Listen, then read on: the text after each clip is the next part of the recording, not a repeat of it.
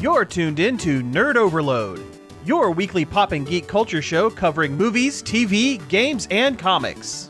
Now your hosts, Cody Pinnick, Sam Dunham, and Josh Harrison. Hey everybody, welcome to Nerd Overload, the pop and geek culture that something Barbie Oppenheimer. I'm Cody, and did you know that Oppenheimer didn't actually say that I am become death, destroyer of worlds? He claims that that's what he thought, which, like, yeah, sure. Sure. Yeah, you thought the really cool poetic thing. I'm sure you did. I'm sure. Bud. Yeah, I'm sure. Yeah, right. I'm Sam. And I'm Samantha. We have a fantastic show for you this week. Thank you all for tuning in. We're back from our short hiatus.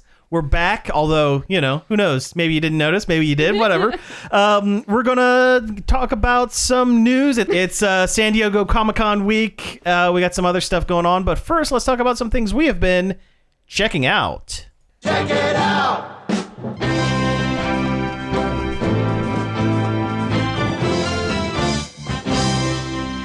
I can't do my check it outs until I've properly heard the sound. Of course. You got to.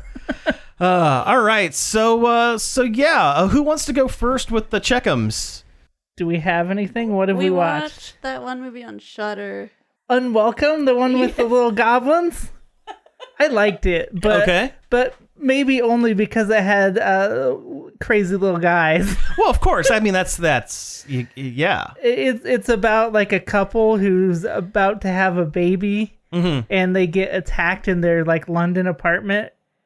And then it just so happens that the guy's aunt dies and leaves him a house somewhere in Ireland somewhere.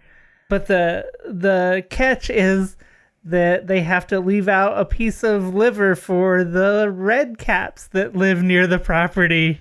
Okay. And of course they're like, yeah, whatever. Yeah, that's not real. They don't do it. Okay. And the little red caps, which are like folklore little goblin guys, start showing up and killing people and stuff, and hijinks ensue. Oh wow, okay. It's kind of like a folk horror Ghoulies. I was just gonna say, this sounds kind of like the Ghoulies a little bit. Yeah, it's Did like, they go to college at any point? I mean, not yet, but maybe they'll do a sequel. Maybe in the sequel. Okay. No, the movie takes itself at least quasi seriously. Okay, sure. Like, but it definitely has like good folk horror vibes, and also there's little evil guys running around, and they're just like kind of creepy, silly guys. Oh, cool. And that like the folklore stuff is fun and interesting on top of that, so you get a little bit of both. It's kind of tonally in two different places at once, which I guess you could see as a negative, but also like maybe a positive. Sure. Like, it depends where you are. Okay, well, right on. Yeah, I might have to check that one out. All right, so one thing that I've been checking out. So my brain has gone on. A few weeks ago, I mentioned that I watched the wrestling Hell in a Cell or Heck in a Sec because I'm not allowed to. Yeah, not allowed to say the other words. It's the family show. Family show, of course. So there is a documentary series that is in its 4th season called Dark Side of the Ring, and again, I have to preface this by saying I have almost no interest in watching actual professional wrestling. To actually sit down and watch a match seems incredibly kind of boring to me. Does it sync up with Dark Side of the Moon? I haven't tried that yet, but I will. No. So this is it's on its 4th season, like I said. And this seasons are like 6, 7, 8 episodes long, and they all talk about like scandals and stuff within the wrestling world, and not just WWE, but like the older territories and stuff like that. And it's really fascinating looking at the breakdown between the fantasy and the reality of things. And I mean, the show's not a fun watch. Most of them end with the professional wrestler dying because that's how it goes, or someone dies. Somebody dies.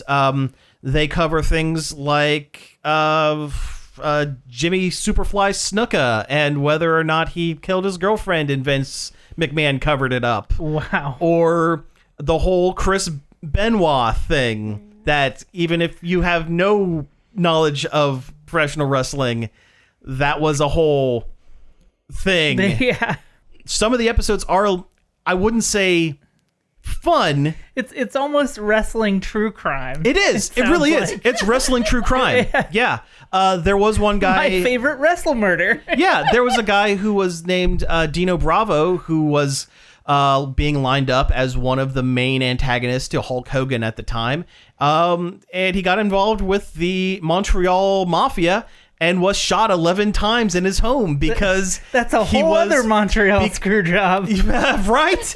Yeah, they do cover the Montreal screw job as well. But no, he was apparently importing illegal cigarettes from the Native American reservation. Jeez. And yeah, the Mafia got him.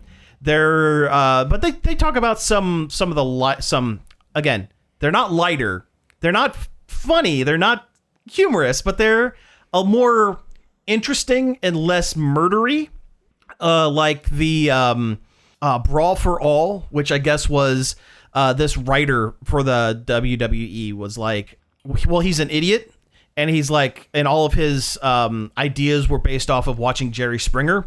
Wow. Because it was that time, it was mid to late 90s, that was the early hot 2000s, thing. a hot thing, and decided, based off of one wrestler in the locker room boasting about, if this were a real fight, I'd beat y'all up. I'd knock y'all out. So he decided, okay, we're going to host real actual boxing with a bunch of mid-card and low-card wrestlers who have no fight training, no actual fight training. We're going to do a bracket and see who wins. And it legitimately ruined a couple of careers because of actual injuries.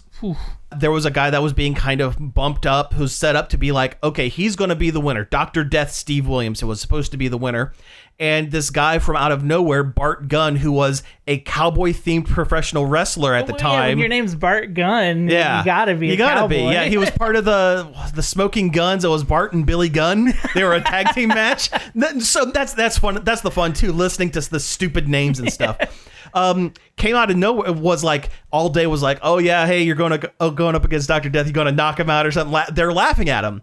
So he gets in the ring and clocks him so hard that he passes out. Oh my God.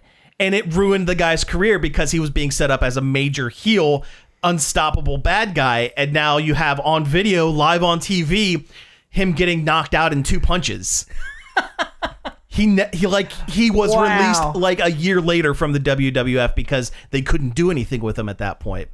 So this Bart Gunn guy goes all the way up, wasn't supposed to win, was supposed to be just a jobber, wins the whole thing. And the whole deal was, okay, we're going to give you $75,000 and we're going to make you into one of the stars. We're going to try to promote you, or you're going to get a match with Stone Cold Steve Austin, who was the number 1 at the time. You're going to do all this stuff. Vince didn't like that because he wasn't supposed to win. So he hires an actual professional boxer named Butterbean. Oh, yeah. Yeah, he's a real boxer. Yeah, I know that guy. And put him in the ring with this Bart Gunn guy. And the match lasted 35 seconds. Oh, no. And it ruined the winner's career as well. Oh. Yeah, it was bad. It was bad. It was kind of funny listening to some of the older wrestlers that they were able to get a hold of talking about it, because there was a guy who was the Godfather who wasn't taking the whole thing seriously because, well, every time they cut back to him talking about stuff, he's telling his story, and the first thing he says is, well, I was smoking weed at the time, and then and goes on. And in fact, that was the capper when he was knocked out. He says, my wife had plans for that money. She was mad at me. She said it was because I was smoking weed, but hey, I did that all the time anyway, so who cares? Just like one of those things. But no, there's stuff like that. There's stuff like there was extreme pro wrestling, which is like we're actually going to hurt you wrestling and stuff like that. I vaguely remember that. That one was owned by an adult video company, so it was a lot of extreme weirdo stuff going on. One of their wrestlers tried to get out and also slept with the owner's wife, and thugs broke into his house and cut his thumb off. That's Yakuza stuff. Yeah, it is. Yeah. There was another one where it was this wrestling promotion out in California owned by this little 5-foot guy who always wore cowboy boots. Never had wrestled in his life. Just loved the business. And loved it so much that he got way into the extracurriculars, which is cocaine and hookers. And you have all these old wrestlers that wrestled for him going like, yeah, I would go into his room and, you know, he's writing checks to all these people and just so out of his mind on drugs. And in fact, Mick Foley, the Mankind, Cactus Jack, all those, he was with them at the beginning. And he goes at the end of the episode, he just goes, well, if nothing else, he died doing what he loved. Cocaine and hookers. Wow. Yeah. It's a wild show, and it's still ongoing. Like, season 4 is still being made. The next episode I'm looking forward to is about an old-timey wrestler named Abdullah the Butcher. This guy who supposedly knew Kenpo and a bunch of martial arts and would use, you know, he would cut people in the ring to, you know, you cut him a little bit to make a bleed or whatever. Well, Abdullah the Butcher is not a smart man. He never really washed his implements. Oh, no. So there was an outbreak of hepatitis in wrestling for a while, because if you're going up against Abdullah the Butcher and he cuts you, you're going to end up with hepatitis. Oh, no. From the blades. Gross. Yeah. It's fascinating. I sit there with my mouth agape, just watching. And, you know, they get a lot of really interesting people to interview for this. It's... they talk to, and they get like a lot of people who are like right up close with the stories. They talk to Benoit's son, his older son, that wasn't, you know, they talk to like, the family members and stuff like that from a lot of these, you know, professional wrestlers. They talk to, there's a guy who I'm pretty sure I hate, but he's incredibly knowledgeable, a guy named Jim Cornette. He was he's worked in the wrestling field for like 40 years. He was like a promoter, he was a writer, all this stuff. And I'm pretty sure I hate him, but he's very compelling to watch and listen to, because he has that real thick Southern drawl, and he could turn a phrase like anyone's business and all this stuff. Is he Foghorn Leghorn? He's kind of Foghorn Leghorn. Yeah. There was one episode where he's yelling about, it's the Brawl for All, about the guy who came up with the idea. Those two guys hate, Vince Russo and Jim Cornette, two writers, hate each other to the point where Vince Russo had to get a restraining order because Cornette said, if we were in the same room together, I am going to kill you with a baseball bat. God. But and Cornette's whole thing is, you know, Russo's going, it's just wrestling, it's not real, it's fake. He goes, it's not fake. There's nothing fake about two 300-pound meat slabs getting in a ring and punching each other. There's nothing fake about that. It's scripted, but it's fake. And he goes, to tell me that wrestling is fake, wrestling is the most important thing in my entire life. And this is a guy, I mean, he's worked in the field for like 40 years. So of course it's like the only job he's had is writing professional wrestling. So of course he's going to get a little bit uptight about it, but also he's Foghorn Leghorn yelling about at this other guy about how I'm going to squeeze you until your eyes pop out of your sockets. It's wild stuff. It's Canadian produced, and it's narrated by Chris Jericho, who's a professional wrestler and also lead singer for the band Fozzy. Yeah, did you know that? He has a new metal band named Fozzy. Waka Waka. No, that's what it's named after, because his nickname in high school was Fozzy because he walked around telling jokes with long hair. Yeah. You can always tell the episodes that were shot later in the day, because I'm pretty sure Jericho allegedly sounded like he was drinking a little bit. So every third or fourth episode, his words are slurring just a little bit. Oh, no. Just a hair bit. I mean, not enough. Unless you're really looking for it, you don't notice it. But it's really interesting documentary. It's fascinating stuff to watch. Where is it at? Well, I found it online in different areas. It's produced by Vice, the magazine. So, I mean, I'm sure you can... That's in financial problems right now. They I think. are. Yeah. Yeah. This might be the last season for Dark Side of the Ring. But really, again, if you can find it, and I mean, there are episodes on like YouTube and stuff like that. That's where I initially found the first one that I watched was on YouTube, and then went and discovered the rest of them. Last thing on it, I'm terrified of a wrestler named New Jack. He was a wrestler in the mid to late 90s, early 2000s. It sounds like the name of a really nasty anime.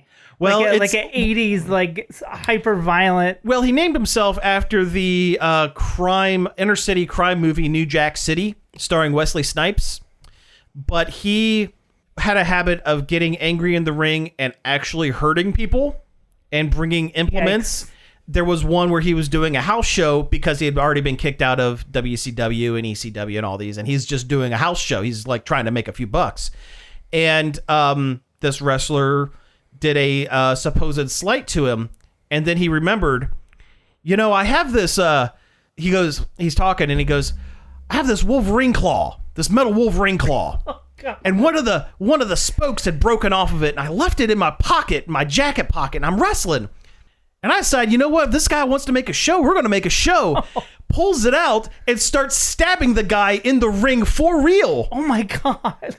And he goes, all the news said I stabbed this guy 16 times. I only stabbed him 9 because I was counting. Oh, Jesus. I am terrified of the wrestler New Jack. He's no longer with us, but... Also, does it count as a multiple stabbing if it's all on, like, the same glove? No, the tine had broken off. So at this point, it was just a knife. Oh, it was a knife on a glove, or it was just one of the pieces. Had broken off. So it's basically a shiv. He pulled out a shiv and started stabbing the guy, and got out of jail time because, before the match, he had talked to the other wrestler and got the okay to make it a real show. Wow! And they were able to use that as an excuse to go, well, it's not aggravated assault because he asked for it. I mean, I guess. Yeah. Wild stuff. Wild stuff. And again, it's one of those things where I have to sit and watch a wrestling match. There's very little actual wrestling in this. It's more like talking head and story and behind the scenes and talking about the lives and the prehistory of the people and stuff like that. The first one's about Macho Man Randy Savage and Miss Elizabeth. As it turns out, I don't think he's my favorite wrestler anymore. I think he sucks. Oh, no. I think Macho Man sucks. I think his character was neat, but he was a petty, jealous, super controlling dude, and I don't like him. I don't like him. But this all sounds like the closest we'll ever get to like Ken Burns wrestling. It really is. It really is. Some of it, I mean, it hits a lot of the vibes that the Defunct Land guy does. Like, but there's a lot more like talking head, like interviews and stuff like that going along with it as well. But it very much hits that sweet spot right on like a subject that I don't know much about, but compelling. And I mean, all the former wrestlers that are, talking to the camera, of course, are really charming and really compelling because they're actors. Yeah. They're used to doing cutting promos and stuff like that. So like they're all, saying, their spiel, and some of the stuff is definitely very true. Some of the stuff is rose-colored glasses or them trying to embellish things to make themselves look a little better, I think. One of the most interesting guys talking about, there was a two-parter about a guy named Brian Pillman who played for the Cincinnati Bengals years and years ago before he got into wrestling. And one of the guys that that they talked to was the old defensive line coach for the Cincinnati Bengals who introduced him to professional wrestling. Huh. And yeah, the guy had no filter. Just said whatever. But no, wild stuff. The other thing I've been checking out is a YouTube channel called Drawfee. Have you guys ever seen any of the Drawfee stuff? Those. I like those. Yeah, I like them. They seem like good people. Yeah, so it's an art channel where they do prompts. It's 4 people. They do prompts and draw stuff based off of the different prompts and stuff, and then they just kind of chat over top of it and make jokes and stuff like that. It has definite my brother and me vibes to it. Which they've been on. Yeah. They've been on before. That's one of them I've seen was what had Justin and Travis. Mm-hmm. Yeah, I think I watched that one as well. They did one where they had someone describe a VTuber to them, and then they had to draw the VTuber based on the description. Yeah. There was one that so one of the artists is really good at like hyper detailed stuff, but when it comes to drawing cartoons, not very good at it. Not her strong suit, and she had a list of cartoon characters that she was drawing, trying to get the other folks to guess what it was. And she did maybe the worst Bobby Hill I've ever seen in my entire life. It looks like that One Punch Man, that Saitama OK picture, but with Stewie Griffin hair. And it took them, no joke, like 5-10 minutes to try to figure out. It took her drawing a Hank Hill with the exact same face before they were able to figure out. It's like, no, that's not Bobby Hill. Oh, it was very good. It was very funny. I finally got Final Fantasy XVI the other day. Yeah, how is that? It's really good. The story's really good. The graphics are gorgeous, which it's a Final Fantasy game. Of course, yeah, of course. You expect it. Yeah. I mean, it's super action heavy, which you don't expect from Final Fantasy, but I don't think it's necessarily a bad thing. I think the combat system is fun. It's fun to do the little time dodges and all the combos and stuff. Mm-hmm. And I mean, as long as that's there and the story is good, it's Final Fantasy enough for me. Hey, there you go. How is it compared to Final Fantasy 14? Because isn't Yoshi P, wasn't he the lead on this as well? Yeah, it's very visually similar, like in character designs and style and stuff, but a lot darker. It's probably the darkest Final Fantasy they've ever done. Really? It has a really gritty tone. There's a lot of blood and stuff. Interesting. There's blood and sex. It's not your grandpa's Final Fantasy. Interesting. Yeah, I've been looking to check it out and pick it up sometime. I kind of like the idea of it being a character action thing instead of the. I mean, I love turn-based and stuff like that. I love that stuff, but trying to change it up, change the formula a little bit. And I mean, it was starting to head that way with 15 a little bit, wasn't it? The turn-based or character action a little bit. Yeah, kind of. They've been moving this direction a long time. If you count like Kingdom Hearts and then the Final Fantasy VII remaster, they've been slowly like moving in this direction the whole time. So it kind of makes sense. Mm-hmm. And like, it wouldn't be Final Fantasy if they weren't trying something wildly different every time. Sure, I guess that's a good point. Yeah, that makes sense. And I mean, it's got chocobos and moogles and all the stuff that you would expect a Final Fantasy to have. So like, it's there. Cool. Okay, right on. And also it's like Final Fantasy if it was Game of Thrones and also all of the summons were big kaiju battles that are awesome looking. Yeah. They're like super brutal, just like giant. I've seen Ifrit. Yeah, Ifrit just like punching the crap out of a phoenix. They straight up steal that shot from Evangelion when Unit 1's just going like... Oh, really? Going berserk mode and stuff? Oh, wow. Yeah. Okay. Interesting. Very interesting. But yeah, that's the conceit, is that the gods, the summons, choose a person to like... Be their representative. And they can turn into that monster. Interesting. And fight each other. No, that's a cool conceit. Yeah. That's a really cool conceit. So and like the Cid in this game has Ramuh's power, and I'm like, well, Ramuh is traditionally a bearded wizard man. Yeah. And sure enough, he turns into a giant flying wizard shooting lightning everywhere. Nice. And it's pretty rad. Nice. That's cool. Well, that's awesome. Yeah. Again, I've been wanting to check it out. I mean, I have quite the game backlog. Yeah, I'm sure it'll end up on PC at some point. Oh yeah, that's Square's the big been thing. really good about that lately. Yeah. All right. Hey, let's go ahead and take a break here. When we come back, we are going to get into some news. Hi everyone. I'm Greg Dunham, the host of Long Play here on WZMO. Long Play is a show that appeals to music lovers of all ages. Here's an example. I love Long Play. There you have it. A completely unsolicited endorsement for one of our youngest fans. Grandpa, where's my candy? Ellie, be cool. Grandpa! Ellie and I would like to invite you to tune into Long Play every Friday at 11 p.m. and Saturday at 3 p.m., right here on 104.7 WCMO. Thank you for sticking with us. We are back from the break. We're going to go ahead and get into some news.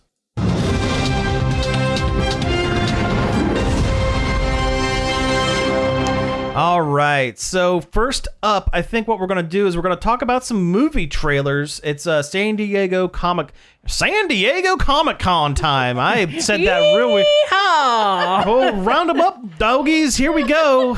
All the way to San Diego. San Diego. Yeah. I'm going to rope some Broncos. Yeah! San Diego Comic Con.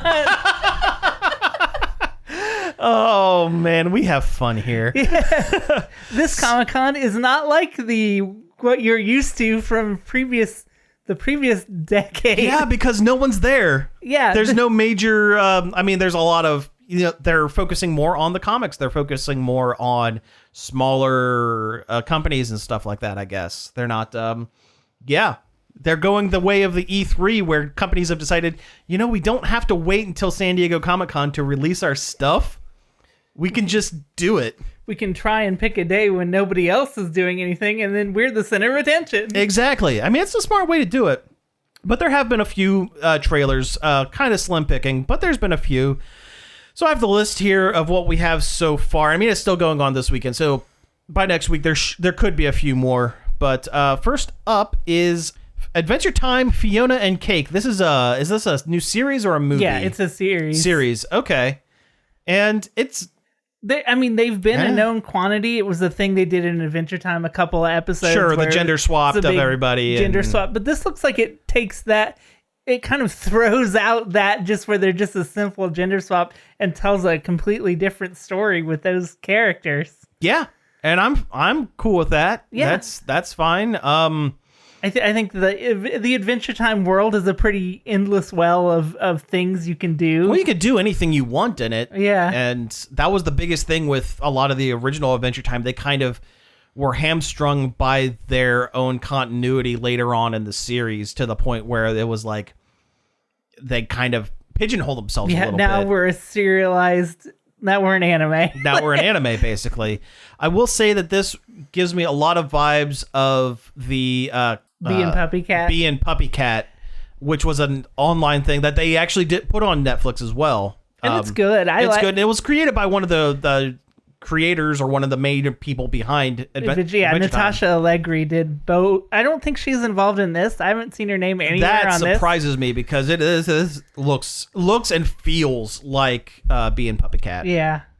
Very much so. It is going to have original songs by Rebecca Sugar and Kent Osborne, who both worked on Adventure Time, and everybody likes a good Rebecca Sugar song. Yeah. Wasn't she the She's Steven Universe. Yeah, sorry. She's totally lost the name for a second. Creator of Steven Universe. Yeah. Okay, well that's cool. Those songs in Steven Universe were pretty charming. Yeah. So that's cool. I like the song in this trailer too. It's very good. I liked it. Yeah. Next up, Harley Quinn season 4. I can't believe the show is in its 4th season. Yeah, I remember saying I really want this to get a second season, but I'm so sure it won't. It's too good to get a second season, and here we are in the 4th. Yeah. Yeah. Looks great. Looks like they're taking it in a it's just a continuation of the story with Harley Quinn now working for the Bat family. While Poison Ivy starts running the Legion of Doom. Legion of Doom, yeah. They're introducing more villains. They're doing more stuff. And it looks... I love it. I love the Harley Quinn series. It gives me serious Venture Brothers vibes. Yeah, it's for sure. It's Venture Brothers, except they can say the names of the characters instead of being outright parodies of the characters. Yeah, there's no Action Johnny here. Yeah. They could go full Johnny Quest if they wanted to. Speaking of which, that movie is coming out this weekend. That's supposed to wrap up the series or something. I would watch it if I didn't have like 2 or 3 years worth of Venture Brothers that I need to watch. I would say watch it quick because a lot of Venture Brothers is being removed from Max August 12th. Oh crap! Well, yeah, better get on that. Yeah, so yeah, get on that. It's a great show, and it needs to exist somewhere. Wow, that's perfect timing for them to release the movie and then take down the episodes you need to watch to understand the movie. Yeah. That's really cool of them to do. Yeah, it's a cool thing that David Zaslav has decided. All right, next up. This is proof to me that San Diego Comic-Con is kind of scraping a little bit, trying to figure stuff out, because for the first time they have in Hall H, the big hall, have premiered a Bollywood sci-fi action superhero-esque movie called, it's either Project K or Kalki 2898 AD, and it just looks like Dune. Yeah, it really does. Yeah.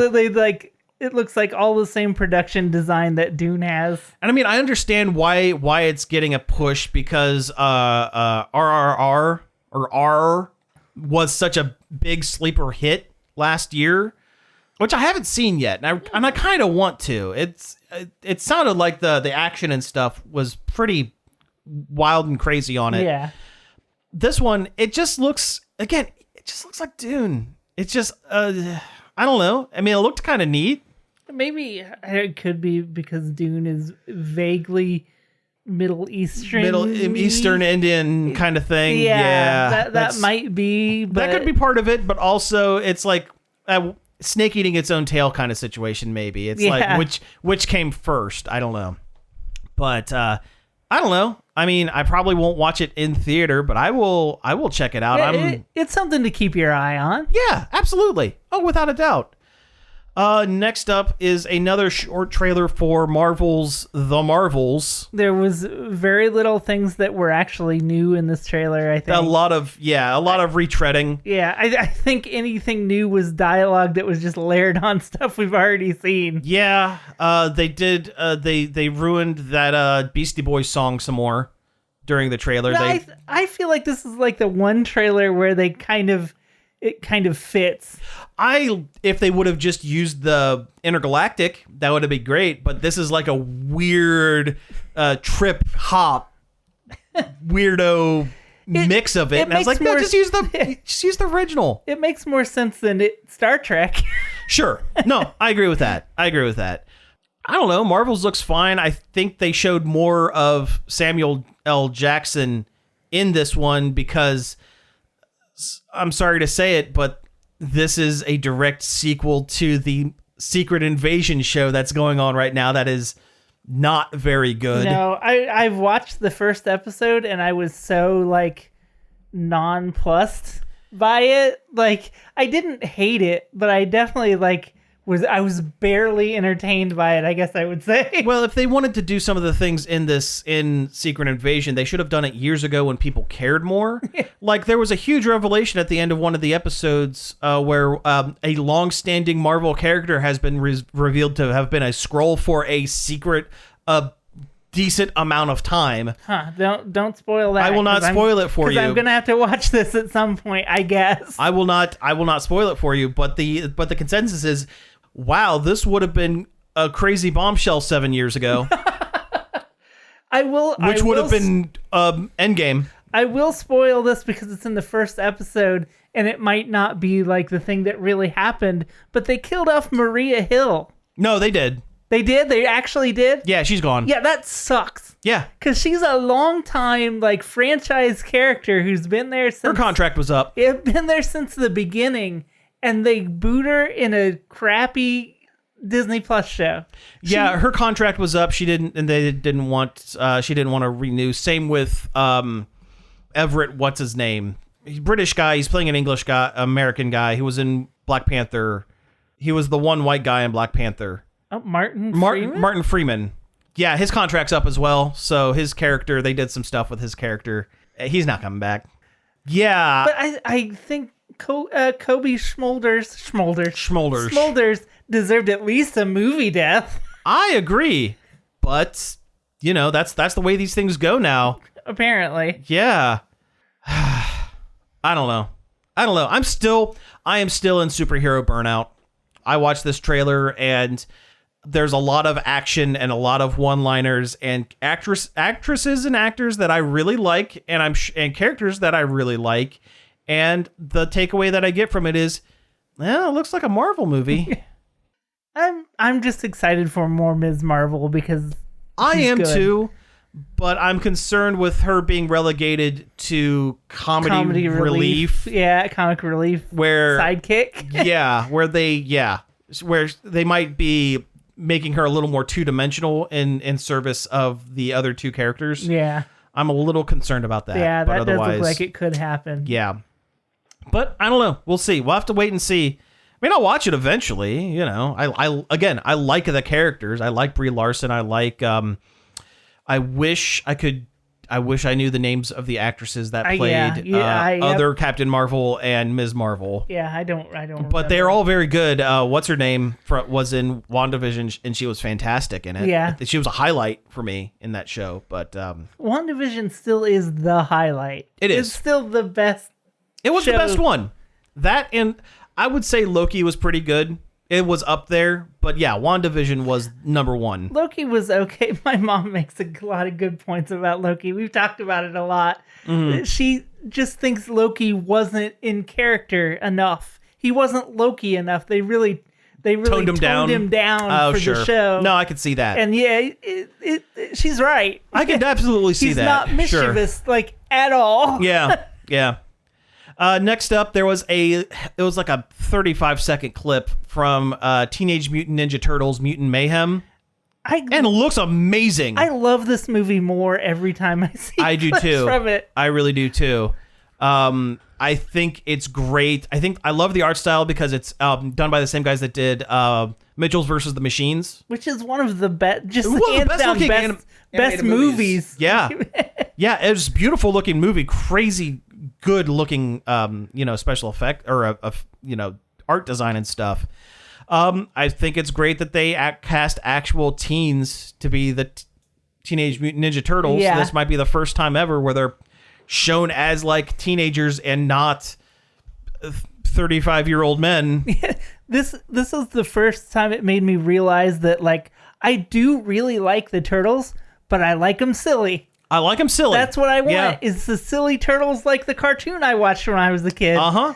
I get that that's not what they originally were. That was not the intention of the creators. But that's the Turtles I like. That's what the Turtles were to me when I was a kid. Yeah, you know what? I agree with that. I mean, I do like the movie, and my favorite Turtles is still the 2003 animated series, the Saturday morning cartoon one that had shades of Batman the Animated Series on it, which was a little bit more serious and a little more serialized, but it still took time to be silly and goofy, and I do like that as well. And these Turtles are very goofy. Very silly. I've seen some of the toys in stores as well, and the action figures look amazing. They look really, really good. They're all in 2-packs. It's a turtle and one of the mutant villains. Oh, cool. So you get Leonardo and Bebop and Donatello and Rocksteady, and I think Mondo Gecko's one of them. So, yeah. I'm looking forward to it. And Jackie Chan is the voice of Splinter, and that's great. Why not? Do we have one? We have one more here. Oh, the Tiny Toons one. Yeah, so they are rebooting Tiny Toon Adventures into Tiny Toons Looniversity. We watched this. It's the intro. Yeah. It's the intro music. It's the theme sequence, and they stretched it out. It's twice as long. It's like a full minute. It's over a minute long, and boy, I don't know how to feel about it. Yeah, because it looks like it's way more focused on the fact that they are in school and specifically college, which I thought they always were. But it was never really a focus of the show. It never was. No, it was the whole thing that they were in Acme Looniversity was just the frame device to say, okay, there's a bunch of that's the next generation. Yeah, that's all it was. And it was to get them all in the same location if they needed to. But this one seems like it is a full-on college setting, and it looks like they're focusing more on the previous, the Bugs Bunny, Daffy Duck. Yeah, because they're all the teachers, which they were in the original, but They You hardly never ever saw show 'em. up. They would Yeah. have an occasional like cameo, and that was Bugs it. would show up every once in a while, and that was Yeah. it. Although I have a feeling the reason they're doing that is kids today don't know the Looney Tunes. So they need to introduce, okay, why are these younger cartoon characters going to school talking to these older cartoon characters? Who are these people? This is where you can see the original Looney Tunes after Zaslav takes down all of the Looney Tunes That cartoons. too. Well, that too. Yeah. And all the new Looney Tunes cartoons that they made that I've heard are actually pretty good. The sitcom one was pretty good. Yeah, no, there's like full on like regular style Looney Like Tunes shorts. Oh, yeah, really? Interesting. On Okay. HBO, Max. I don't know Max. if they're still there. Oh, they're probably not there anymore. And if they are, they're going to be gone soon. But yeah, I just don't know about this one. Something about even the theme song, something about the way it was done and the way the couple of lyrics that were changed and this, that, and the other didn't seem right. I don't know. I can't put my finger on it. I will say I like the way it looks, and I like the character designs, like the slight updates they've given them. Very slight updates. It looks good. Yeah. It looks great. It visually looks great, but Yeah. like you're right, something about it feels a little weird. It feels off. It doesn't feel. Yeah. It's just. And this off. was a major cartoon for me as a growing Same child. here. Like I watched Yeah. a lot of Tiny Toons. And it's also very important in the history of modern or Television 90s animation, yeah. television animation, because it spun off Animaniacs. It spun off, the creators, Paul Dini. That's where he met Bruce Timm. Bruce Timm. Thank you.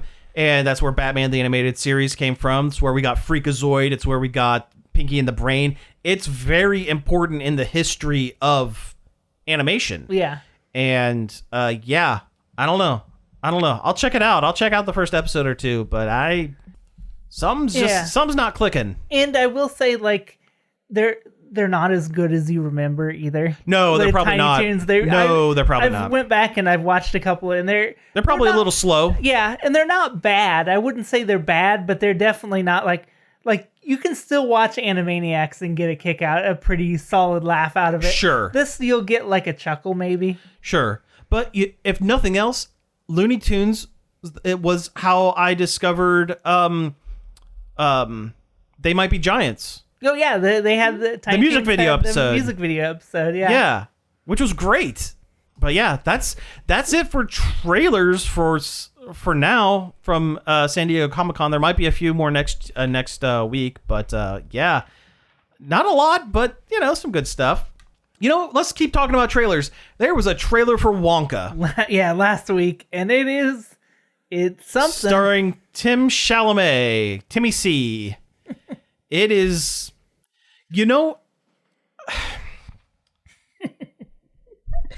It's so wild. It's so wild that this happened, and like this is how they're doing it, and this is what it looks like. I think Tim Chalamet thinks he's going to 11 with his performance, but he's actually at like a 6 because he's not wacky enough. He's not a silly little guy. And Wonka's kind of a silly little guy. It's not right. Maybe this is how he became such a silly little guy. Maybe, but it's like Wonka was an orphan living on the street who loved chocolate and decided that he wanted to make a chocolate company, but had to get past Look out, there's the chocolate cartel. the chocolate cartel in nebulous maybe Britain. Also, and I hate this, Hugh Grant is all of the Oompa Loompas. And he's in a jar. He's in a jar and he does dances. Yeah, you can make some jokes about the jar. Sure can. Yeah, they also just like they put Bowser in a jar in the Mario movie. Yeah. But like, why Hugh Grant though? Why? I don't know what Hugh Grant's trying to prove. He must be trying to like resurrect his career or something, because he was in Dungeons and Dragons, and while he was fine in it, there's no reason why that character had to be Hugh Grant. True. Although that character was a smarmy guy, and he can do smart. Absolutely a guy he would play. Yeah. Like, But there is no there is no reason why he is a Oompa Loompa. No. What happened to Deep Roy? Yeah. Is he still alive? Deep Roy's still around. I think he is. I hope he is. Yeah, he was the good I like Oompa Deep Loompa. That's Roy. probably the best part of the Tim Burton Willy Wonka. Except for the songs. Didn't care Yeah. for the songs. I think people give that movie a harder time than it deserves. I don't think it's a great movie by any means, but it is a more accurate, like, adaptation of It is the a more book, sure. which at least is something different. I think the biggest issue with that movie is Johnny Depp's portrayal of Wonka. Yeah, God knows what he was trying to accomplish. I don't know. With that role. He claimed. I saw a documentary about it, or behind the scenes thing about it. He claims he was like trying to emulate a bad local children's show host. Oh, that didn't come across at all. No, not even a little bit. No. Like a public access like a children's show Koopa's host. Cool Cartoons. Yes, yeah, and that didn't come across. It wasn't Krusty the Clown. a Krusty the style. Clown. Yeah, Which you have to be a little jaded to pull that off. Like, Yeah. and he he too. Seemed like he was channeling Michael Jackson. He was too Michael Jackson. I was Yeah. just about ready to say he was Michael Jackson, like late era Michael Jackson. Yeah. If they would have cast someone else, because they had the origins of Willy Wonka in that film. And it was a good. There wasn't a lot to it, but there was enough, and it was interesting. Yeah, the dentist thing is a great idea. It was a great take on it, and maybe I'm too much of a Tim Burton apologist. I don't know.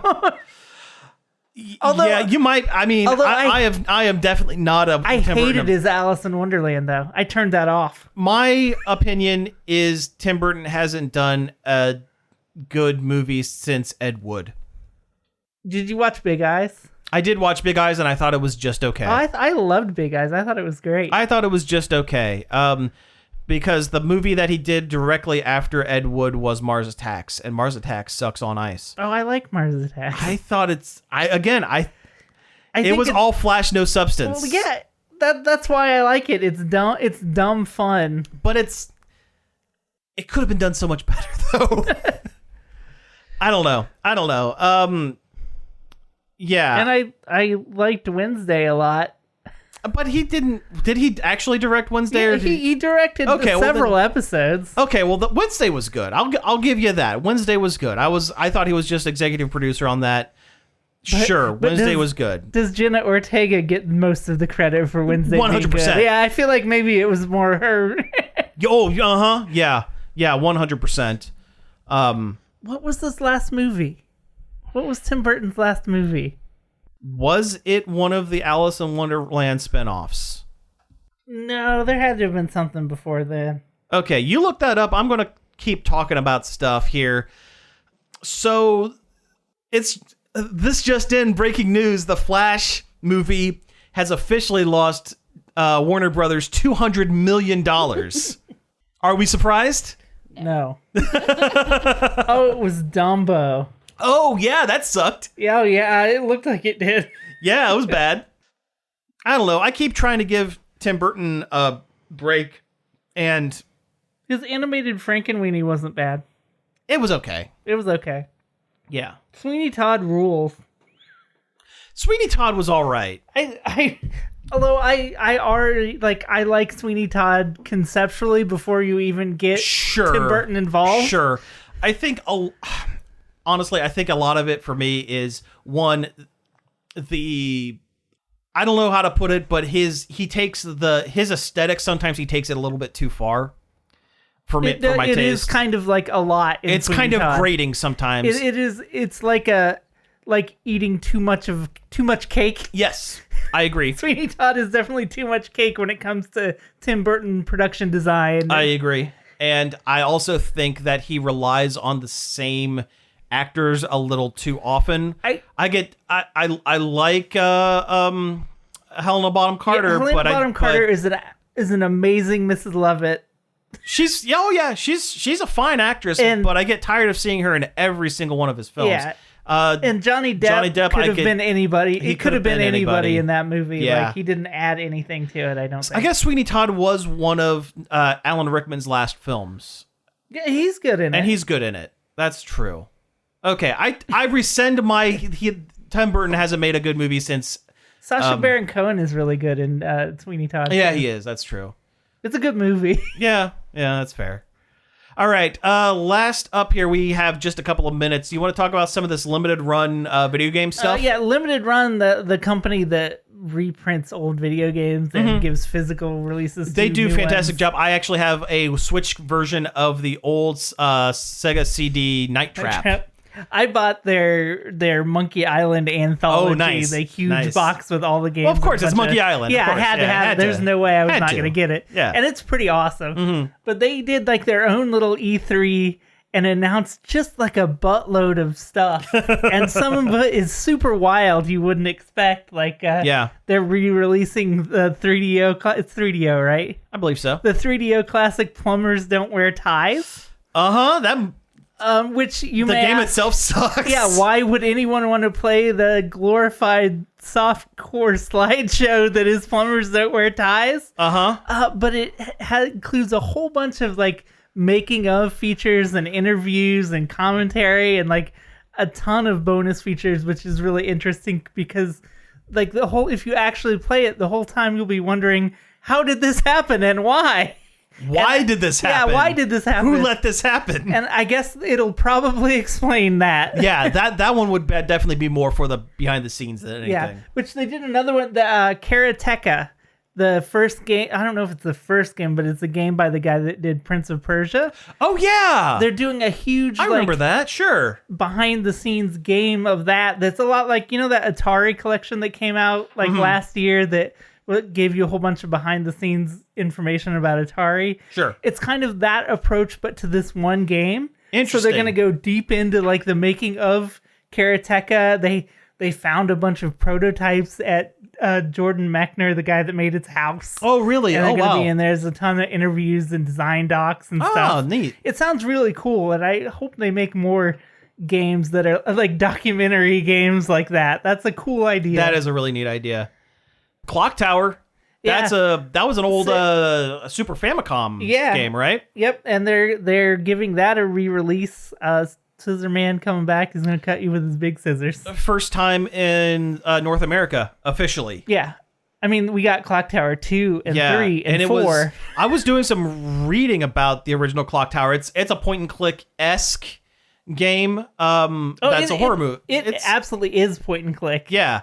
And it is based on some Dario Argento movies. It definitely has those vibes. Yeah. In fact, there's one in particular. The name of the movie escapes me currently, but it starred a young Jennifer Connelly, and it is almost one for one Clock Tower.